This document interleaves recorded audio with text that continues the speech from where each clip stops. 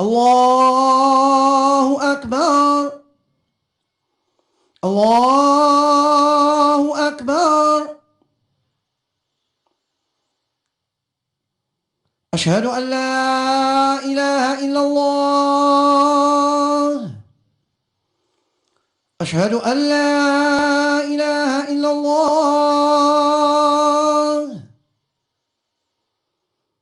أشهد أن محمدا رسول الله. أشهد أن محمدا رسول الله.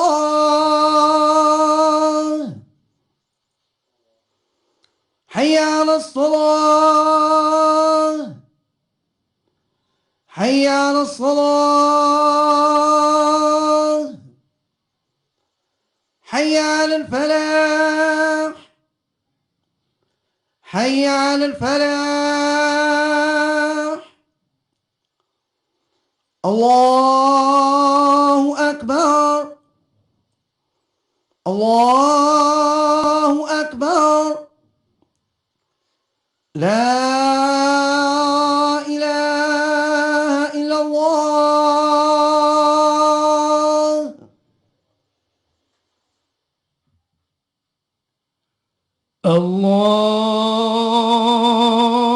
الله أكبر.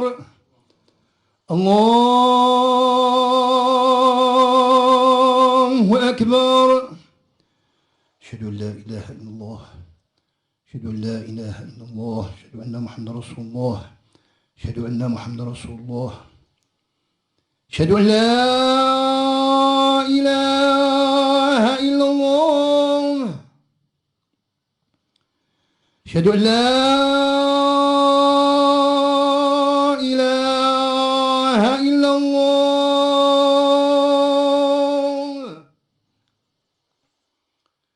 أشهد أن محمدا رسول الله.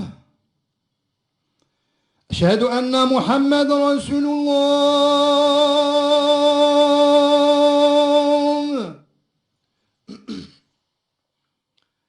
حي على الصلاة. حي على الصلاة.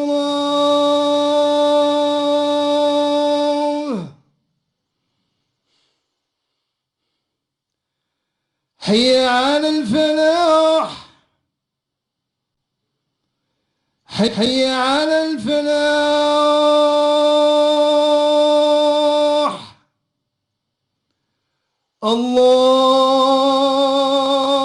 الله أكبر. الله أكبر.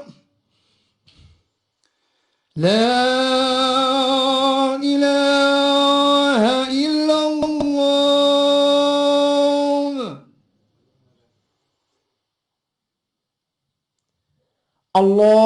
الله أكبر. الله أكبر.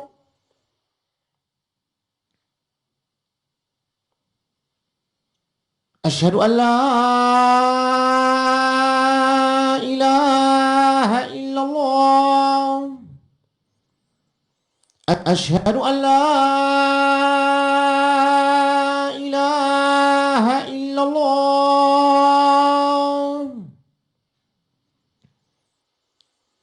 أشهد أن محمدا رسول الله. أشهد أن محمدا رسول الله. حي على الصلاة. حي على الصلاة.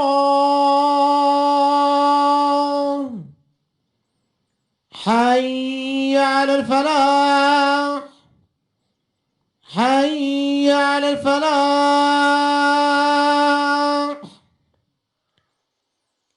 الله أكبر. الله أكبر. لا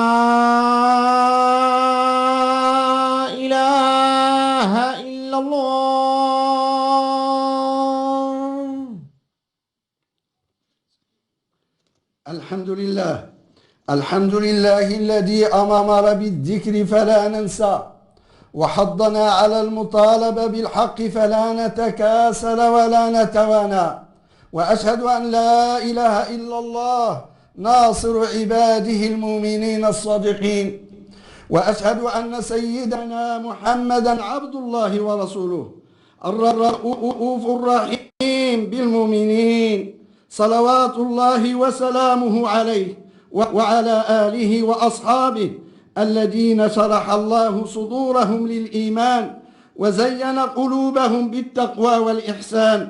أما بعد، أيها المؤمنون، أسبوع مضى على تخليد بلادنا لملحمة المسيرة الخضراء المضفرة، وأقل منه يفصلنا عن حلول ذكرى ملحمة أخرى، ملحمة جهاد الأمة بقيادة العرش في سبيل استقلالها وانعتاقها، جهاد شاق طويل ومرير أمام قوة وجبروت المحتل، جبروت وجه بالإيمان الراسخ بعدالة القضية وصدق القلوب وإباء النفوس وقوة العزائم وعلو الهمم، إلى أن أجبر الاستعمار الغاشم على إعادة رمز الأمة الملك المجاهد مولانا محمد الخامس طيب الله مثواه إلى عرشه.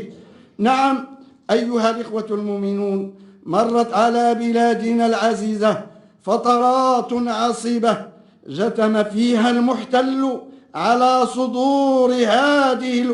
صدر هذه الأمة، وحاول إشاعة الفرقة بين أبنائها، ولكن الله قيض لبلادنا من أبنائها الأشاوس البررة ملكا شهما أبيا آطر مرارة النفي على أبهة الملك، فقاد شعبه مسترخصا كل غال ونفيس في سبيل الحرية والاستقلال، وحقق الله على يديه الفتح المبين والنصر المكين، فدكت صروح الظلم والطغيان، واستعادت البلاد حريتها المغصوبة وكرامتها المسلوبة. من المؤمنين رجال صدقوا ما عاهدوا الله عليه، فمنهم من قضى نحبه ومنهم من ينتظر وما بدلوا تبديلا. إن الاحتفال بالأعياد الوطنية مبعث الشعور بالفخر والاعتزاز، ومناسبة متجددة للتعبئة العامة نحو مزيد من المنجزات وجلائل الأعمال، بعد أن نهض المغرب من كبوته ورفع رأسه عاليا وتبوأ مكانه بين الأمم، وتبدل حاله من ذل إلى عز، ومن استعباد إلى انعتاق، ومن تبعية إلى ملك المصير. عباد الله، إن تحرير الأوطان وإنشاء الحضارات وبناء أمجاد الأمم لا ينهض إلا على أكتاف العمالقة من الرجال والنساء المتحلين بصفات المواطنة الصادقة والغيرة الشديدة على الوطن، التي لا يعتريها ريب ولا شائبة ولا خداع ولا نفاق. وقد حث القرآن الكريم على أن تلتزم الأمة الحذر واليقظة، وأن تحرص أشد الحرص على تخليص صفوفها من كل العناصر المدسوسة، لأنها أشد خطرا عليها من الأعداء بما تبثه من الخور والضعف في الصفوف، وبما تثيره من فتنة واضطراب في النفوس، وما تلقيه من وهن وخذلان في الهمم والعزائم. قال الله تعالى معاتبا نبيه عليه السلام بلطف، لأنه أذن للمنافقين بالتخلف عن الجهاد وقبل أعذارهم قبل أن يتمحصهم ليعرف صدقهم من كذبهم. عفى الله عنك لما أذنت لهم حتى يتبين لك الذين صدقوا وتعلم الكاذبين. عباد الله، إن منابر المساجد التي كانت دوما في طليعة النضال الوطني.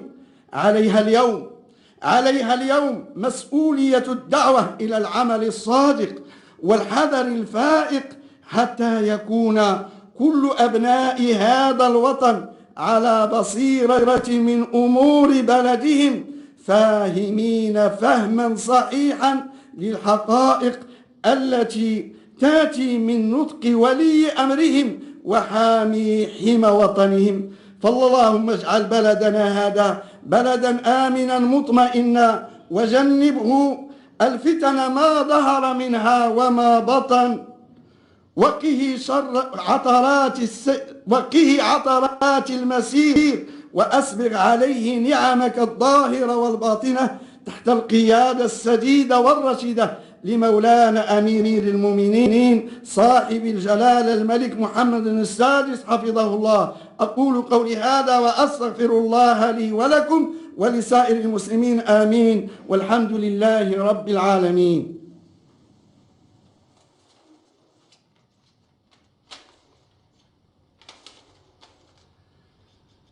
الحمد لله واسع العطاء دائم البقاء، لا يخفى عليه شيء في الأرض ولا في السماء، والصلاة والسلام على سيدنا محمد إمام الأنبياء وسيد الأصفياء، وعلى آله وصحبه الهداة التقاة النجباء، وعلى من سار على هديهم في رفع لواء الحق بصدق وشموخ وإباء. معشر المؤمنين، قال الله تعالى: يا أيها الذين آمنوا اركعوا واسجدوا واعبدوا ربكم وافعلوا الخير لعلكم تفلحون. هذا وإذا تأملنا سنة الله في هذه الحياة وجدنا أن نعمتي العبادة وفعل الخير المذكورتين في هذه الآية مبنيتان على نعم وأسباب أخرى من الله تعالى، منها نعمة الحرية والاستقلال التي تحدثنا عنها في ذكراها بالنسبة لأمتنا المجيدة،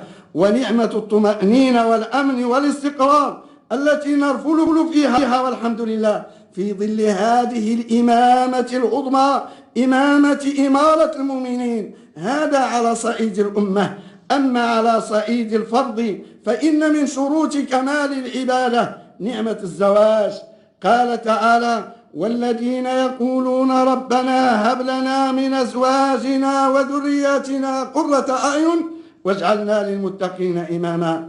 فهذه النعمة التي يسألها المؤمنون هي نعمة الاقتران بشريك الحياة على أساس المودة التي تثمر المتعة في الدنيا وتهيئ لجزاء العظيم عند الله في الآخرة. وحفلة العرس بمباهجها وإشهارها داخلة في الشكر على النعمة وإعلاء قيمة رباط الزواج وما يصحبه من اغتنام الفضل والبركة، وتشجيع الأمة على التحصن به والاستعانة بسكينته على ما ندبت إليه الآية المذكورة من العبادة وفعل الخير. وإن من نعم الله على هذه الأمة ما تتميز به أعرافها من البهجة التي تصحب تدينها فتزيد من قدسية الدين جمالية الحياة المشروعة. فبارك الله في أعمال أمير المؤمنين الذي يحمي للأمة أمنها ويحمي لها ثقافتها الجمالية، وبارك لأسرته الصغرى وأسرته الكبرى في تعبدها ومسراتها. اللهم صل وسلم وبارك على خير الورى وشفيع الأنام سيدنا محمد بن عبد الله وعلى آله وصحبه، كما صليت وباركت على سيدنا إبراهيم وعلى آل سيدنا إبراهيم في العالمين إنك حميد مجيد. وارض اللهم عن ساداتنا أبي بكر وعمر وعثمان وعلي وعن جميع الصحابة الأبرار وعن التابعين لهم بإحسان إلى يوم الدين. وانصر اللهم مولانا أمير المؤمنين وحامي حمى الملة والدين صاحب الجلالة الملك محمد السادس. اللهم انصره نصرا عزيزا تعز به الدين وتجمع به كلمة المسلمين، وحقق على لا يديه رجاءنا العظيم فيك يا الله، يا من يجيب المضطر إذا دعاه اللهم أقر عين جلالته بولي عهده صاحب السمو الملكي الأمير الجليل مولاي الحسن، وشد عضده بشقيقه صاحب السمو الملكي الأمير السعيد مولاي رشيد، واحفظه يا ربنا في كافة أسرته الملكية الشريفة وفي شعبه المتثبت بآداب عرشه المنيف، وأغدق اللهم شآبيب مغفرتك ورحمتك ورضوانك على الملكين المجاهدين مولانا محمد الخامس ومولانا الحسن الثاني، وأكرم مثواهما طيب ثراهما وأجزهما على ما قدما للوطن والمسلمين، واجعلهما في مقعد صدق مع الذين أنعمت عليهم من النبيين والصديقين والشهداء والصالحين، وحسن أولئك رفيقا. ربنا إنك تعلم ما نخفي وما نعلن وما يخفى على الله من شيء في الأرض ولا في السماء. سبحان ربك رب العزة عما يصفون، وسلام على المرسلين، والحمد لله رب العالمين.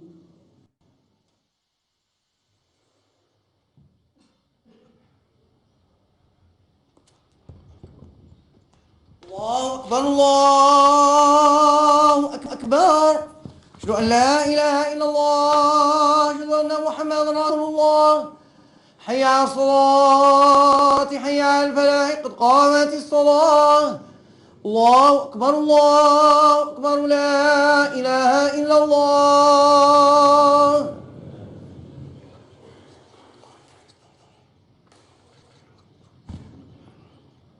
الله أكبر. الحمد لله الرحمن الرحيم مالك يوم الدين، إياك نعبد وإياك نستعين، اهدنا الصراط المستقيم صراط الذين أنعمت عليهم غير المغضوب عليهم ولا الضالين.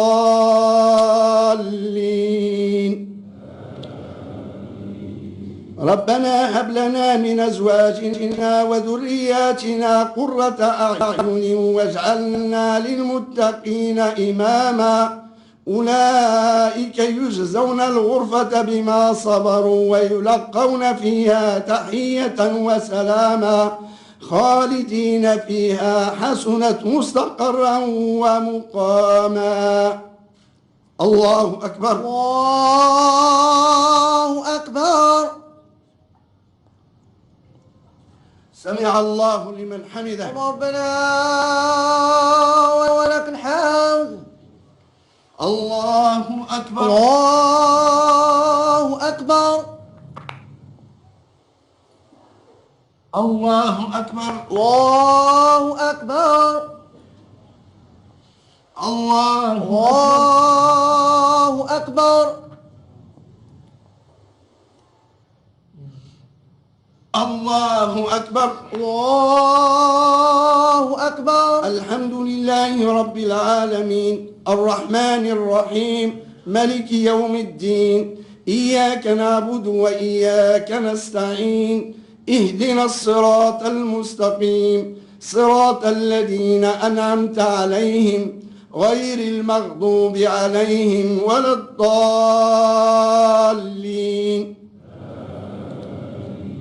إذا جاء نصر الله والفتح ورأيت الناس يدخلون في دين الله أفواجا فسبح بحمد ربك واستغفره إنه كان توابا. الله أكبر. سمع الله لمن حمده. ربنا ولك الحمد. الله أكبر. الله أكبر الله أكبر. الله أكبر. الله أكبر الله أكبر.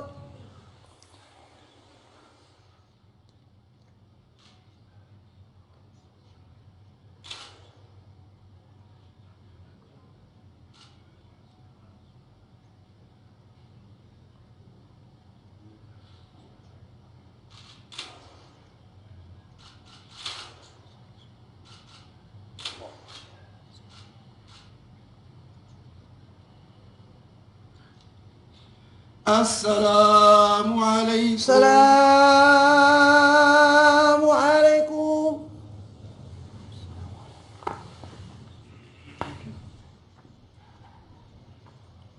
سبحان ربي العظيم وبحمده. اللهم صل وسلم وبارك على سيدنا محمد النبي الأمي وعلى آله عدد ما في علم الله العظيم الكريم وفضائله ورضا أصحابك يا سيدي يا رسول الله. اللهم آمين يا رب العالمين. اللهم آمين يا رب العالمين. اللهم آمين. الحمد لله رب العالمين. فاتحا والداش ومحبس وكافة المسلمين. اللهم اغفر لهم وارحمهم. سيدنا ومولانا سلطان اللهم صل وبارك في عمره. اللهم اصلح به وعلى يديه.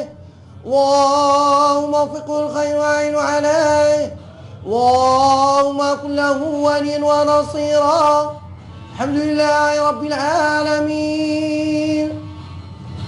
الله وملائكته يصلون على النبي يا أيها الذين آمنوا صلوا عليه وسلموا تسليما.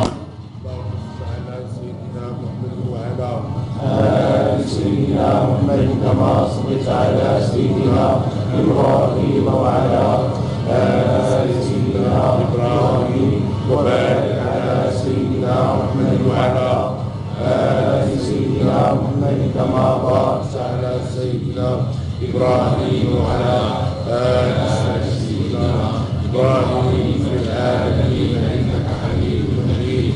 سبحان ربك رب العزة عما يصفون وسلام على المرسلين والحمد لله رب العالمين.